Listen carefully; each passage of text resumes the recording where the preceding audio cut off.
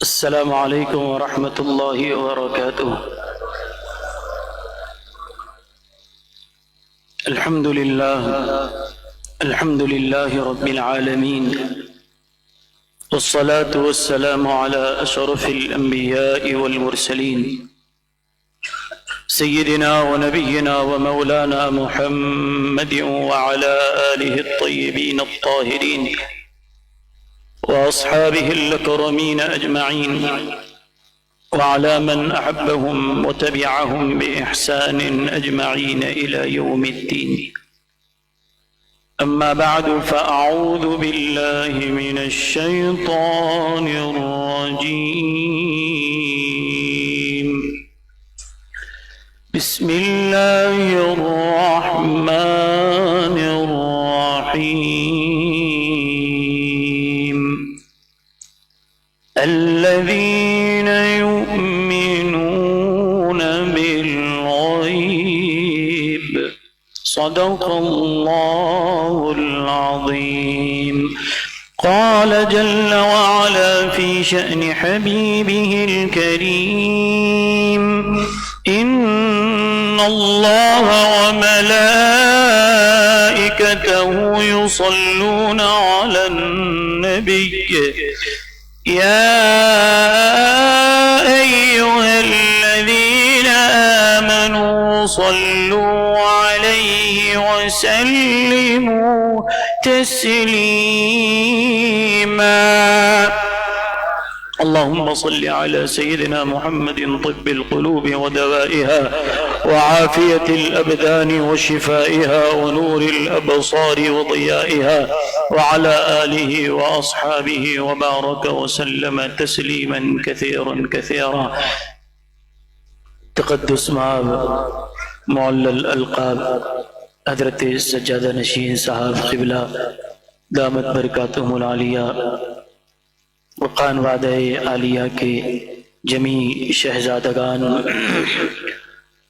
واجب الاحترام حضرت علامہ مولانا مفتی سید شاہ عبدالرشید قادری صاحب دامت برکاتہم العالیہ، وہ یہاں تشریف فرما، علماء کرام، مشائخ طریقت، زائرین حضرت بندہ نواز، یہ ہمارے لیے بڑی سعادت اور فیروز بختی ہے کہ آج ہم ولی اکبر ابو الفتح صدر الدین سید محمد الحسینی بندہ نواز گیسو دراز بلند پرواز رضی اللہ تعالی عنہ و ارضاہ عنا کے عرس سراپا قدس کی اس نورانی مجلس میں حاضر ہیں۔ اللہ تعالی تمام زائرین کی زیارت اور حاضری کو قبول فرمائے،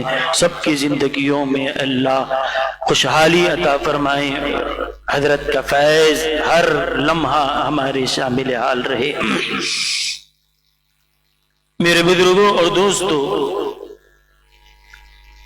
ہم دکن والے اپنی قسمت پر جتنا ناز کرے کم ہیں کہ اللہ تعالیٰ نے ارض دکن پر شہنشاہ ولایت خطب دکن حضرت سیدنا خواجہ بندہ نواز گیسو دراز رضی اللہ تعالی عنہ کو یہاں پر اللہ تعالیٰ نے ان کا وجود رکھا ہے۔ یہ ہمارے لیے باعث افتخار ہے، ہمارے لیے یہ بڑے فخر کی بات ہے کہ ہماری سرزمین پر اللہ کا ایسا مقرب اور پیارا بندہ کہ جس کے بارے میں سیرت نگاروں نے لکھا ہے، کہتے ہیں کہ اے لوگو، تم نے اولیاء کے بہت سے تذکرے پڑھے ہوں گے، ولیوں کے بارے میں ان کے حالات تو دیکھا ہوگا، پہلے والے بزرگوں کے بارے میں سنا ہوگا، اور ان اکابرین کا جب بھی ذکر کیا جائے تو سید الطائفہ حضرت جنید بغدادی کا نام آئے گا، ان بزرگوں کا ذکر کیا جائے گا تو حضرت سیدنا بایزید بستانی کا نام آئے گا.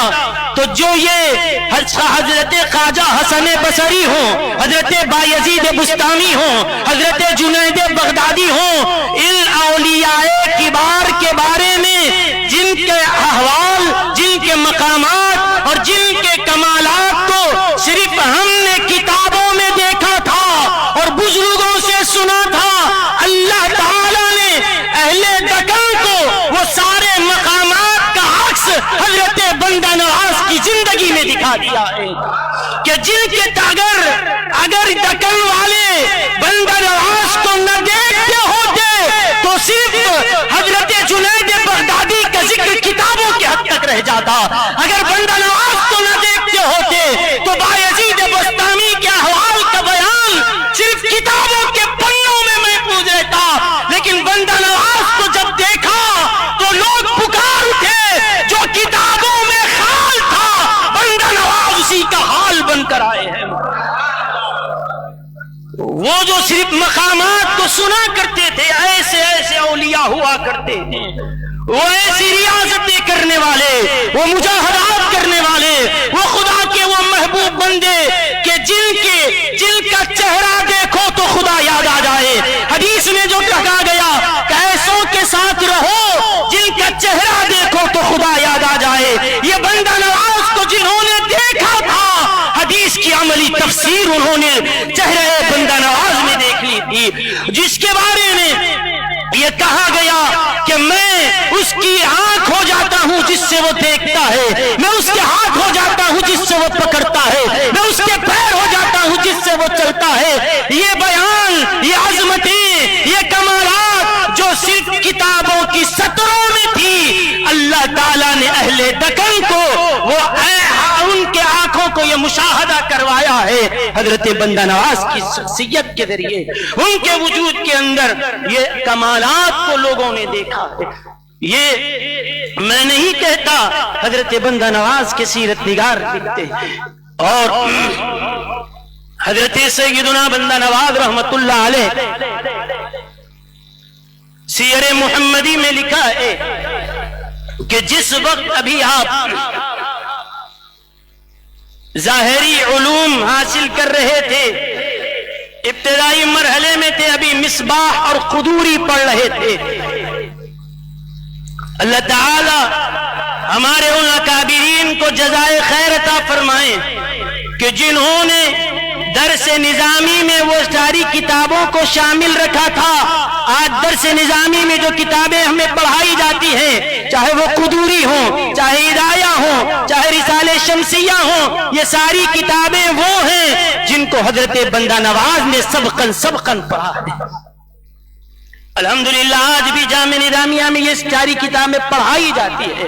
یہاں دارالعلوم دینیہ بارگاہ بندہ نواز میں جو عالی شان مدرسہ چلایا جا رہا ہے، اللہ جزائے خیر دے سجادہ نشین صاحب کو کہ طلباء کے ساتھ ساتھ آج ملت کی لڑکیوں کے لیے بھی وہی اعلیٰ تعلیم کا انہوں نے نظم کیا ہے کہ آج ہماری بچیاں صرف چولہے کے اندر رہ کر، کچن میں رہ کر صرف برتن مانجنے والی نہ رہی، ان کے ہاتھوں میں بھی بخاری اور مسلم کو تھما دیا ہے، وہ بھی ہدایہ اور قدوری پڑھنے والی بنی ہے. میرے بزرگوں اور دوستوں، جس وقت ابھی آپ قدوری پڑھ رہے تھے، اس زمانے کی بات ہے کہ آپ مسجد میں ہیں، کم عمر ہیں. ایک شخص آیا مسجد میں، اسے کچھ سوال تھا، ایک مسئلہ تھا جس میں وہ متفکر تھا. حضرت کے پاس آیا اور آ کر کہنے لگا کہ حضرت ایک مسئلہ آپ سے عرض کرتا ہوں، مجھے جواب عنایت فرمائیں. آپ دیکھیے، اگر کسی کو مسئلہ معلوم کرنا ہو، یہاں اگر کوئی کسی کو نماز کے اندر کوئی غلطی ہو جائے تو سجدے سہو کرے یا نہ کرے، نماز ہوئی یا نہ ہوئی، کس سے پوچھیں گے؟ آپ کس سے پوچھیں گے؟ مفتی صاحب ہیں، مفتی صاحب سے پوچھیں گے، جو مسجد کے امام ہو، عالم ہو، ان سے پوچھیں گے، یا پھر ایک کوئی چھوٹا بچہ جو ابھی کم سن ہے اس سے جا کر کیا شریعت کے مسئلے پوچھے جائیں گے؟ شریعت کے مسئلے تو کسی مفتی سے پوچھے جائیں گے، شریعت کے مسائل تو کسی عالم کی طرف رجوع کیا جائے، لیکن ایک بچے سے تو کوئی سوال نہیں کیا جاتا۔ لیکن یہ ہوا ہے، پوچھنے والے نے حضرت بندہ نواز کا رخ کیا، ابھی وہ بچے تھے لیکن وہ ان کی بارگاہ میں جا کر شریعت کا مسئلہ معلوم کر رہا ہے۔ وہ عمر کو نہیں دیکھ رہا تھا، وہ چہرے کو دیکھ رہا تھا، چہرہ تو سید محمد کا تھا اور نور امام حسین کا برس رہا تھا، وہ نور علی کے مرتضیٰ کا برس رہا تھا۔ چہرے پہ دیکھا، عمر کو دیکھا کہ یہ چھوٹا سا لڑکا نظر آ رہا ہے، لیکن اس چھوٹے سے لڑکے کے پاس علی کے مرتضیٰ کی جلالت نظر آ رہی ہے، باب العلم کا فیض نظر آ رہا تھا۔ کہا کہ حضرت میں آپ سے مسئلہ پوچھنا چاہتا ہوں۔ فرمایا بتائیے کیا ہے؟ تو وہ سوال کیا کہ دیکھیے، جب ہم رکوع کر کے اٹھتے ہیں قومے میں ہیں، اس کے بعد جب ہم کو سجدے میں جانا ہو تو پہلے گھٹنے ٹیکیں گے یا ہاتھ ٹیکیں گے؟ اور اٹھتے وقت کیا کریں گے؟ پہلے ہاتھ اٹھائیں یا گھٹنے اٹھائیں؟ کیسے اس کی ترتیب ہے؟ صحیح طریقہ کیا ہے سنت کے مطابق مجھے بتائیں۔ حضرت فرماتے ہیں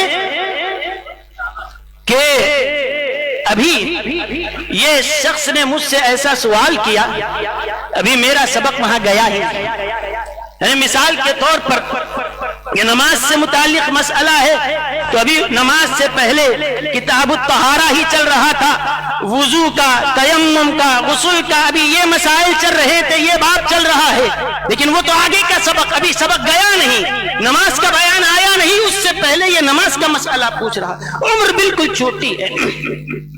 اب کیا ہوگا کسی سے یہ سوال کیا جائے؟ آج یہاں جتنے نوجوان بیٹھے ہیں، جتنے بچے یہاں موجود ہیں، ہم حضرت بندہ نواز کی اس سیرت سے روشنی حاصل کریں۔ سوال پوچھا گیا، جواب حضرت فرماتے ابھی سبق وہاں تک گیا ہی نہیں، اور جب سب معلوم ہی نہیں تو اپنی طرف سے اگر بیان کروں اور غلطی ہو جائے تو یہ نہیں ہو سکتا، کیونکہ شریعت کسی کی مرضی کا نام نہیں، اللہ اس کے رسول کے فرمان کا نام ہے، اپنی مرضی سے نہیں ہے۔ اب کوئی آ کر پوچھے نہیں بھی معلوم، اپنی عزت بچانے کے لیے اگر جو سمجھ میں آئے کہہ دے، یہ بھی گمراہ ہوگا، جتنے لوگ اس پہ عمل کریں گے وہ بھی گمراہی کا شکار ہوں گے۔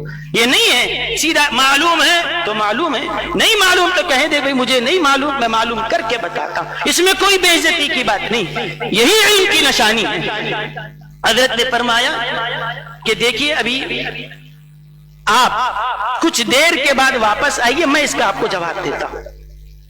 حضرت کے اس جملے پر غور فرمائیے، مجھے نہیں معلوم، جائیے کسی اور سے پوچھ لیے، یہ بھی جواب ہو سکتا ہے، لیکن بندہ نواز نے یہ جواب نہیں دیا کہ مجھے نہیں معلوم کسی اور سے پوچھ لو، بلکہ فرمایا تھوڑی دیر کے بعد آؤ، میں خود بتاؤں گا۔ یہ آپ اپنے چاہنے والوں کو درس دے رہے ہیں، اگر تم کو نہیں معلوم تو کیا آج جاہل ہو تو کیا زندگی بھر جاہل رہو گے؟ ایسا نہیں ہے، جو چیز تمہیں نہیں معلوم ہے، آج جہالت میں تھے، آج کا آج اس جہالت کو دور کرو، جہالت کے اندھیرے کو ہٹاؤ، علم کی روشنی آج ہی گھر میں لاؤ۔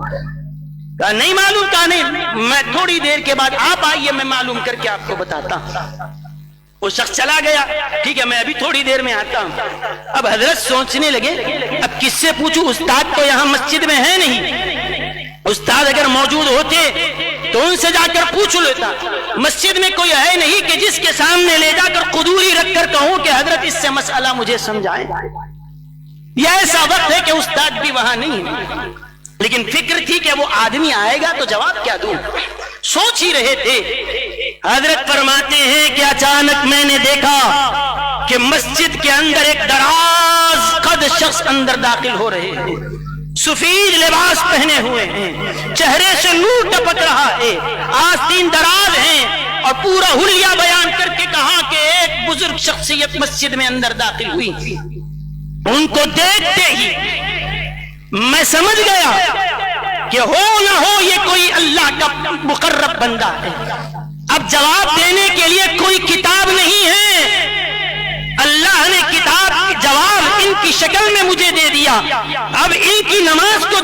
ہوں جیسے یہ بزرگ نماز پڑھیں گے اسی کو دیکھ لوں گا اور آنے والے کو مسئلہ بیان کر دوں گا، کیونکہ چہرہ بتا رہا ہے کہ یہ کوئی عالم ہے، کوئی عالم ربانی ہے، کوئی خدا کا برگزیدہ بندہ ہے، اس کی نماز تو غلط نہیں ہو سکتی۔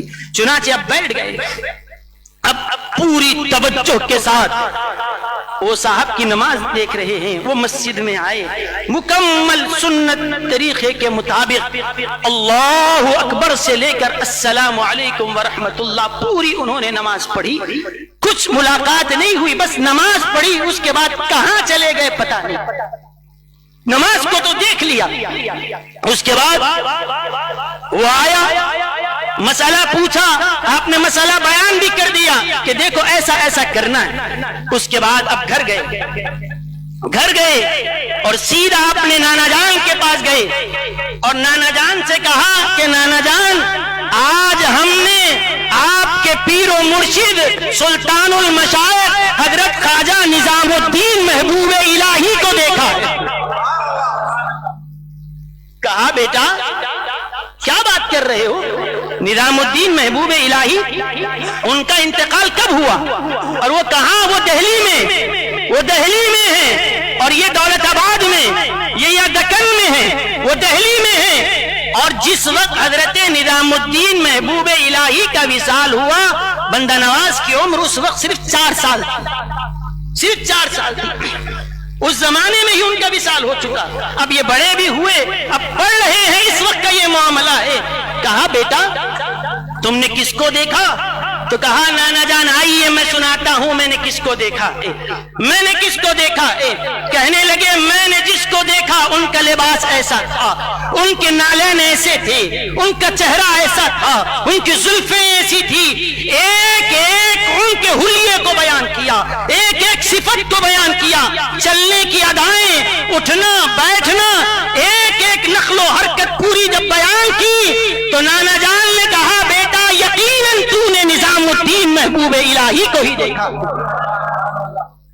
لیکن حضرت نظام الدین اولیاء کا تو انتقال وصال ہو چکا ہے، وہ دہلی میں، وہ کسی اور علاقے میں، بندہ نواز کسی اور علاقے میں، لیکن نانا جان نے تصدیق کر کے بتایا کیونکہ وہ انہی کے مرید تھے۔ حضرت بندہ نواز کے والد بھی حضرت سیدنا سید یوسف حسینی رحمت اللہ علیہ، وہ بھی حضرت نظام الدین اولیاء کے مرید ہیں، اور آپ کے نانا جان بھی حضرت نظام الدین اولیاء کے مرید ہیں۔ انہوں نے کہا ہاں بیٹا تم نے یقیناً میرے پیر و مرشد حضرت نظام الدین اولیاء کو دیکھا، اور انہوں نے تصدیق کر کے بتایا یہ سید محمد جو تمہیں آج ایک چھوٹا کم عمر لڑکا نظر آ رہا ہے، خدا کی بارگاہ میں اور اولیاء کے مابین اس کو اللہ نے وہ مقام دیا ہے، ایک مسئلے میں اگر یہ الجھ جائے نظام الدین اولیاء کی روح ان کی دستگیرے کے لیے آ رہی ہے، غیر سے ان کی مدد کی جا رہی ہے۔ اور میرے بزرگوں اور دوستوں آج اس عرس بندہ نواز کے مبارک موقع پر میں آپ کو یہ پیغام دینا چاہتا ہوں، آج ہم کو اپنے گھروں میں وہ ماحول پیدا کرنے کی ضرورت ہے جو حضرت سیدنا بندہ نواز کے گھر میں جو ماحول تھا، جو ان کے نانا نے قائم کیا تھا، جو ان کی والدہ نے قائم کیا تھا، جو ان کے گھر والوں نے قائم کیا تھا، آج اس گھر کی روشنی کی کچھ خیرات ہمارے گھروں کو نصیب ہو جائے تو یقین جانیے ہمارے گھر میں بھی چراغیں ہو جائیں، ہمارے گھر بھی چمکنے لگیں۔ وہ کیا ہے مجھے بتائیے؟ حضرت نظام الدین اولیاء کو کبھی دیکھا نہیں تھا، لیکن پھر پہچانا کیسے؟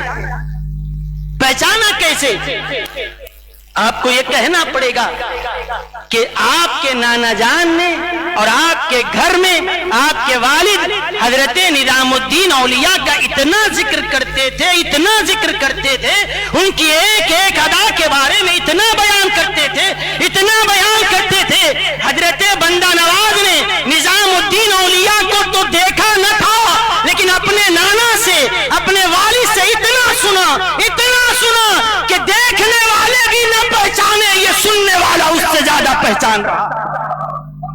تو یہ آج گھروں میں नाना नानी हो, दादा दादी हो या माँ बाप हो, ये भूत परी के किस्से कहानियां सुनाना छोड़ो, अल्लाह के वलियों के तज़किरे करना शुरू कर दो, सहाबा के तज़किरे करो, अहले बैत के तज़किरे करो, बुजुर्गान दीन के तज़किरे करो, अपने अकाबिर की मोहब्बत और उनके तज़किरे और उनकी सीरत अपने बच्चों के सामने बयान करो, ताकि हमारा बच्चा सुनते सुनते सुनते उसके कान इतने आदी हो जाएं कि वो बिन देखे अपने बुजुर्गों से मोहब्बत करने वाला हो जाए।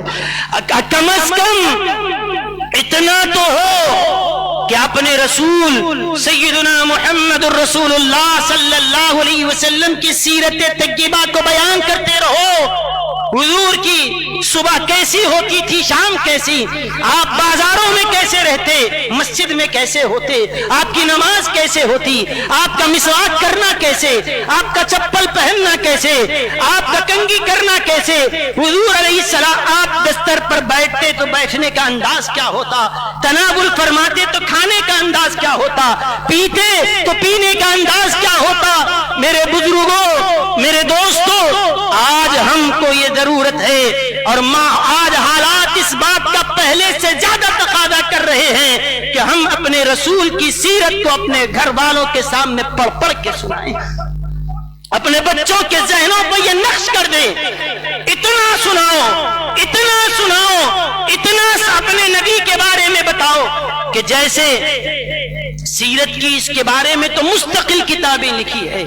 इमाम तिरमिज़ी ने शमाइल अल मुहम्मदिया खास इस फन में लिखी है कि हुजूर अलैहिस्सलातु वस्सलाम की अदाएं कैसी होती थी, आपके बाल कैसे थे, आपकी उम्र शरीफ क्या थी, आप कौन से सवारियां इस्तेमाल करते थे, आपका लिबास कौन सा था, आपका इमामा कौन से रंग का था। एक एक चीज के बारे में इतना बयान किया जा चुका है, हमारे उलमा ने लिखा, बस उसको लेना है, अपनी नस्लों को सुनाओ। जैसे हजरत बंदा नवाज के नाना ने अपने पीर के बारे में इतना सुनाया, बिन देखे के सिर्फ सुनकर बंदा नवाज ने हजरत निजामुद्दीन औलिया को पहचान लिया है। तो कम से कम इतना तो हो, सुनते सुनते जब हजरत ने निजामुद्दीन औलिया को पहचान लिया, ऐसे ही हमारे बच्चों को हम नबी के बारे में इतना सुनाएं, इतना सुनाएं, इतना सुनाएं कि खबर में जब पूछे मां कुंता तक़ूलु फी हाज़र रसूल, हमारा बच्चा पुकार उठे, ये तो मुहम्मदुर रसूलुल्लाह है, ये तो रहमतुल लिल आलमीन है, ये तो मेरे आका सय्यदुना मुहम्मद मुस्तफा सल्लल्लाहु अलैहि वसल्लम है। मेरे बुजुर्गों, ये मोहब्बत और ये तज़किरे जब उनके कान इससे आशना होंगे, कल क़यामत के दिन हुजूर का चेहरा, कब्र में हुजूर का चेहरा देखते ही पहचान जाएगा कि ये मेरे आका हैं, ये मेरे रसूल हैं। ये सबक हमें हजरत बंदा नवाज के घराने से मिल रहा है। उन्होंने, अब जरा मुझे बताएं, जिन्होंने अपनी औलाद के जहनों पर अपने पीर का इतना नक्श जमाया है, तो उन्होंने अपनी औलाद के जहनों पर नबुव्वत का नक्श कितना गहरा नहीं छोड़ा होगा, कितना उन्होंने अपनी औलाद को मुस्तफा अलैहिस्सलातु वस्सलाम का आशिक नहीं बनाया होगा। हजरत बंदा नवाज रहमतुल्लाह अलैह फरमाते हैं, हुजूर अपने शायख से कामिल निस्बत रखा करो, राबिता करी रखो और उनकी जिंदगी को अपने पेशे नजर रखो और उनकी सोहबत में रहो, राबिता अपने शायख से कवी रखो, क्योंकि फरमाया अपने शायख के साथ और कोई ये गलत फासिद ख्याल दिल में जहन में न लाओ कि ऐसा करने से क्या हो जाएगा, शायख का तसव्वुर रहेगा तो क्या शिर्क हो जाएगा। कहा नहीं, अगर ये शिर्क होता तो कभी हमको ये न मिलता कि हुजूर अलैहिस्सलातु वस्सलाम के सहाबा ने हमेशा हुजूर के नक्श को अपने जहनों पर जमाए रखा। वो सुबह भी उठते तो खाला रसूलुल्लाह कहते हुए उठते, वो रात में सोते भी तो खाला रसूलुल्लाह कहते हुए सोते। हुजूर की आजमत का नक्श उनके जहनों पर जमा था। सय्यदी बंदा नवाज फरमाते हैं حضور علیہ الصلوۃ والسلام کا سے ایسا رابطہ اور حضور کے جمال کو، حضور کے تصور کو انہوں نے ایسا راسخ کر لیا تھا کہ حضور کے وصال مبارک کے بعد کئی سال بیت گئے، اس کے بعد بھی کسی بھی صحابی سے، چاہے وہ یمن کے ہوں یا شام کے ہوں یا عراق کے ہوں یا کسی اور جگہ کے کسی بھی علاقے کے صحابی سے اگر پوچھیں، فرماتے ہیں حضور کا حلیہ بیان کرنے میں بال برابر بھی فرق نہیں لانے دیتے۔ وہ کیوں تھا؟ کہا کہ ان کی نسبت قوی تھی۔ بندہ نواز فرماتے ہیں اپنی نسبت کو مضبوط رکھو۔ اور بشار بن برد کا ایک شعر کا مصرع حضرت بندہ نواز نے نقل کر کے فرماتے ہیں وَالْأُذُنُ تَعْشَقُ قَبْلَ الْعَيْنِ أَحْيَانًا، یہ تو تم نے سنا ہوگا کہ کوئی کسی کو چاہتا ہے، کوئی کسی سے محبت کرتا ہے کہ کسی کے خوبی کو دیکھ کر، کسی کے حسن کو دیکھ کر، کسی کی دولت کو دیکھ کر، کسی کے مقام و مرتبے کو دیکھ کر محبت کرنے والے تو بہت ملیں گے۔ بندہ نواز فرماتے ہیں دیکھ کر چاہنا اور محبت کرنا اور ہے، بن دیکھے محبت کرنا کچھ اور ہوتا۔ فرماتے ہیں وَالْأُذُنُ تَعْشَقُ قَبْلَ الْعَيْنِ أَحْيَانًا، کبھی ایسا بھی ہوتا ہے آنکھ بعد میں عاشق ہوتی ہے، پہلے کان عاشق بن جاتا۔ فرمایا پہلے کان کو عاشق بناؤ، جب کان عاشق بنتا ہے تو نانا نے کانوں کو نظام الدین اولیاء کا ایسا عاشق بنایا ہے، بندہ نواز دیکھے نہیں سنتے رہے اور سنتے سنتے اتنے عاشق ہو گئے، حضرت نظام الدین اولیاء کو دیکھتے ہی پہچان گئے یہ تو حضرت نظام الدین محبوب الہی ہے۔ یہ کیوں ہے؟ کہا کہ اس لیے ہیں آنکھ بعد میں عاشق بنی، پہلے کان عاشق بنا، کیونکہ جب سے ہم نے ہوش سنبھالا ہے گھر میں انہی کے تذکرے سنے ہیں، انہی کی عظمتوں کو ہم نے سنا ہے۔ تو میرے بزرگوں اور دوستوں، اسی لیے قرآن کریم میں اللہ تعالیٰ نے فرمایا الذین یؤمنون بالغیب، وہ لوگ جو بغیر دیکھے کے ایمان لاتے ہیں، بن دیکھے، دیکھنے کے بعد تو کوئی بھی ایمان لا لے گا، دیکھنے کے بعد ماننا یہ کون سا بڑی بات، کون سی بڑی بات ہے؟ بن دیکھے ماننا یہ تو یہ اسی کا تو ہم سے مطالبہ ہے۔ الذین یؤمنون بالغیب، اسی کی طرف تو اشارہ اور حکم دیا جا رہا ہے۔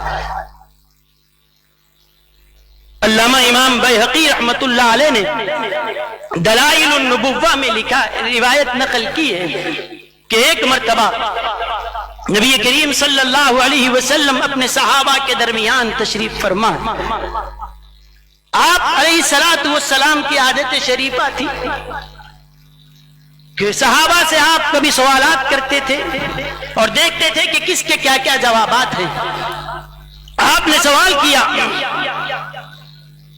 کیا میرے صحابہ بتاؤ کہ تمہارے نزدیک سب سے زیادہ تعجب خیز ایمان کس کا ہے کہ جس کے ایمان لانے پر تمہیں تعجب ہو رہا ہے؟ بتاؤ کس کا ایمان ہے جو تمہارے نزدیک سب سے زیادہ تعجب والا ہے؟ صحابہ نے پہلا جواب دیا، اٹھے اور کسی نے کہا یا رسول اللہ سب سے تعجب والا ایمان تو ملائکہ کا ہے، فرشتوں کا ایمان بڑے تعجب خیز ہے، ہم سمجھتے ہیں کہ فرشتوں کا ایمان لانا یہ بڑا تعجب والا معاملہ ہے۔ حضور علیہ الصلوۃ والسلام نے جواب دیا وما لهم لا يؤمنون وهم عند ربهم، فرشتوں اگر ایمان لائے، فرشتوں نے جو ایمان لایا ہے اس میں تعجب کی بات کیا ہے؟ فرشتے تو اللہ کے قرب میں رہتے ہیں، جو خدا کے قرب میں ہو، اللہ کے قرب جس کو نصیب ہو، اللہ کی نشانیوں کو جو قریب سے دیکھ رہے ہوں، وہ فرشتے قرب میں رہ کر ایمان لا لے تو تعجب کی کیا بات ہے؟ کیا تعجب ہے اس میں؟ نہیں، بتاؤ کس کا ایمان تعجب والا ہے؟ صحابہ کہنے لگے حضور اگر فرشتوں کا ایمان اگر تعجب خیز نہیں ہے، پھر ہمارا دوسرا جواب یہ ہے کہ تعجب والا ایمان تو نبیوں کا ہوگا، انبیاء کا ایمان تعجب والا ہے۔ حضور علیہ السلام نے فرمایا کہ نبیوں کا ایمان تعجب والا ہے۔ وما لهم لا يؤمنون، وقد ينزل عليهم الوحي والوحي ينزل عليهم. کہا انبیاء پر ایمان، انبیاء کا جو ایمان ہے اس میں تعجب کی کیا بات ہے؟ اللہ نے تو ان کو تو چن لیا ہے نا، اور ان کے پاس تو اللہ کی وحی آتی ہے، ان کے قلب پر خدا کا پیغام اتر رہا ہے کہ جس کے دل پر اللہ کا پیغام آ رہا ہو، الہام ہو رہا ہو، جو خدا سے باتیں کر رہا ہو، وہ اگر ایمان لا لے تو تعجب کیا ہے؟ تعجب یہ نہیں ہے. کہا کہ حضور فرشتوں کا ایمان اگر سب سے زیادہ تعجب والا نہیں ہے اور نبیوں کا ایمان بھی کوئی تعجب والا نہیں ہے، اب پھر یہ بھی نہیں وہ بھی نہیں تو پھر ہم ہی ہیں، ہمارا ایمان لانا سب سے زیادہ تعجب خیز ہے. حضور علیہ السلام نے فرمایا تمہارا ایمان لانا تعجب کیوں ہو گیا؟ وَمَا لَكُمْ لَا تُؤْمِنُونَ وَقَدْ كُنْتُ بَيْنَ أَظْهُرِكُمْ. تمہارا ایمان لانا کون سے تعجب کی بات ہے جبکہ تمہارے درمیان میں خود موجود ہوں. کوئی اور دلیل نہ دیکھو تو نہ دیکھو، خدا کی اتنی بڑی دلیل محمد الرسول اللہ تم میں موجود ہے کہ جس کو دیکھیں تو جب دیکھنے والے پکار اٹھے کہ ہاں ہاں یہ جس خدا کی طرف دعوت دے رہے ہیں وہ خدا پر ہم ایمان لاتے ہیں. اس کو دیکھنے کے بعد ایمان لانا کون سا تعجب ہے کہ میں نے انگلی کے اشارے کر کے چاند کے 2 ٹکڑے کر دیے، ڈوبے ہوئے سورج کو میں نے پلٹا دیا، میرے ہاتھ میں کنکریوں کا کلمہ پڑھنے تم نہ دیکھا ہے. میں جب چلتا ہوں تو راستے کے پتھر مجھ کو سلام کرتے ہیں، درخت جھک جھک کر سلام الصلاۃ والسلام علیک یا رسول اللہ پڑھتے ہیں. صبح و شام دن و رات تم یہ میرے معجزے دیکھ رہے ہو، میں خود خدا کی دلیل بن کر تمہارے بیچ میں ہوں. اتنے معجزے دیکھ کر اگر تم ایمان لا رہے ہو یہ تعجب والا کام ہے. لیکن یاد رکھیں علامہ ملا علی قاری رحمت اللہ علیہ نے فرمایا کہ یہ حضور جو سوال کر رہے ہیں کس کا ایمان افضل ہے یہ نہیں پوچھ رہے ہیں، کس کا ایمان تعجب والا ہے یہ پوچھ رہے ہیں. ورنہ انبیاء کا جو ایمان ہے، ورنہ جو فرشتوں کا ایمان ہے، ورنہ جو صحابہ کا ایمان ہے، ہم سب مل کر بھی ان کی برابری نہ کر سکتے. ہم کسی صحابی کے مرتبے پر نہیں پہنچ سکتے. یہ حضور علیہ السلام ایمان کس کا افضل ہے یہ نہیں پوچھ رہے ہیں، کون ایمان لایا تو تعجب کی بات ہے یہ بولو. کہا کہ فرشتوں کا ایمان تعجب والا ہے، کہا نہیں وہ تو اللہ کے پاس رہتے، خدا کے قرب میں رہنے والا ایمان لاتا ہے تو تعجب کیا. کہا نبیوں کا ایمان، کہا کہ جس کے ہاتھ میں اللہ کی کتاب ہو، جس کے قلب پر خدا الہام کر رہا ہو، جس کے بعد فرشتہ وہی لا رہا ہو، ان کے ایمان پہ کیا تعجب. کہا حضور ہمارا ایمان. کہا کہ تمہارا ایمان کیا کہ تمہارے بیچ میں تو تمہارے درمیان تو اللہ کے آخری رسول محمد رسول اللہ صلی اللہ علیہ وسلم موجود ہیں، اور حضور کو دیکھ کر اگر تم حضور کو دیکھ کر خدا کے ایک ہونے کی گواہی دیتے ہو تو اس پر تعجب کی کیا بات ہے؟ اتنی بڑی دلیل نشانی تو موجود ہے. کہا حضور جب فرشتوں کا ایمان، انبیاء کا ایمان، ہمارا ایمان تعجب قید نہیں ہے، اب ہمارا جواب کچھ نہیں ہے، اب زبانیں خاموش ہے. 3 مرتبہ جو کہنا تھا کہہ دیا، اب ہماری زبانیں خاموش رہے گی، اب رسالت کی زبان گویا ہوگی. یا رسول اللہ آپ ہی فرما دیں. فرمایا سنو تمہارا ایمان لانا تعجب خیز نہیں ہے، ایمان لانا تو ان کا تعجب والا ہے. میرے وہ امتی جو میرے بعد والے زمانے میں پیدا ہوں گے، وہ میرے امتی جو میرے بعد پیدا ہوں گے، انہوں نے وہ قیامت تک آنے والے وہ میرے امتی جنہوں نے اپنے رسول کو دیکھا نہیں، اپنے نبی کو نہیں دیکھا، نہ قرآن کے اترنے کو دیکھا، نہ میں تبلیغ کرنے کو دیکھا، کچھ نہیں تھا، بس اپنے رسول کے بارے میں سنتے رہے، اپنے نبی کے بارے میں قرآن میں پڑھتے رہے، بس کتابوں میں پڑھ کر اپنے بڑوں سے سن کر دل دے کے انہوں نے کہہ دیا لا الہ الا اللہ محمد الرسول اللہ. تم نے تو قرآن کا اترنا بھی تو دیکھا ہے، تم نے تو وہ میرا امتی جو اپنی جان مال سب کچھ مجھ پر قربان کرنے تیار ہے، اس نے میرے چاند کے 2 ٹکڑے کرنے کو بھی نہیں دیکھا، میرے کسی معجزے کو نہیں دیکھا، بس کتابوں میں پڑھ لیا، علماء سے سن لیا. ایسے مانتا ہے کہ دیکھنے والے کا بھی یقین کمزور ہو جائے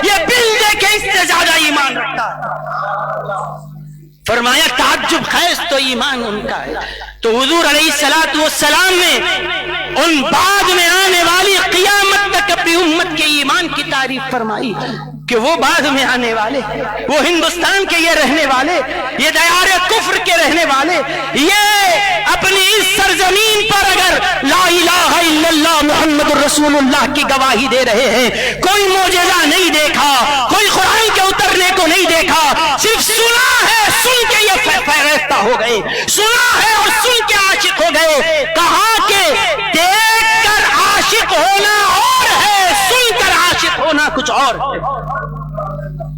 تو اس لیے سناؤ اپنے بچوں کو، سناؤ اپنی اولاد کو، ایسے سناؤ جیسے حضرت بندہ نواز کے گھر میں سنایا جاتا تھا کہ بن دیکھے وہ پہچاننے والے بن گئے، بن دیکھے وہ جاننے والے بن گئے۔ تو صرف حضرت بندہ نواز صرف جاننے والے اور صرف پہچاننے والے ہی نہیں تھے، بلکہ لوگوں کو پہچان بھی کراتے تھے۔